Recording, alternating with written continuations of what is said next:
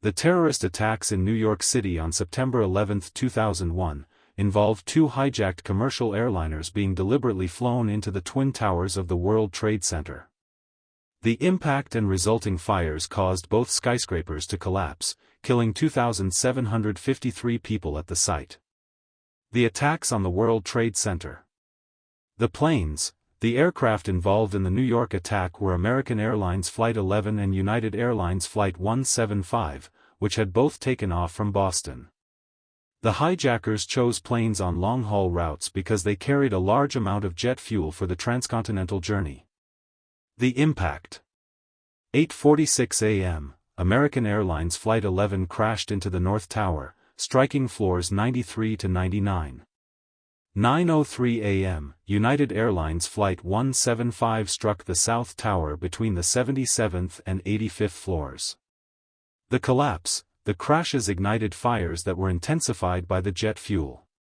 The intense heat weakened the tower's steel support structures, causing them to fail. 9:59 a.m. The South Tower collapsed after burning for 56 minutes. 10:28 a.m. The North Tower collapsed after burning for 1 hour and 42 minutes.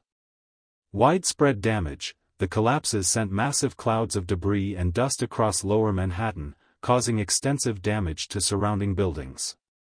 World Trade Center 7 also collapsed later that day due to debris damage and fires. Casualties and response. Victims. Of the 2,753 people killed at the World Trade Center site, 343 were firefighters, 23 were New York City police officers, and 37 were Port Authority officers.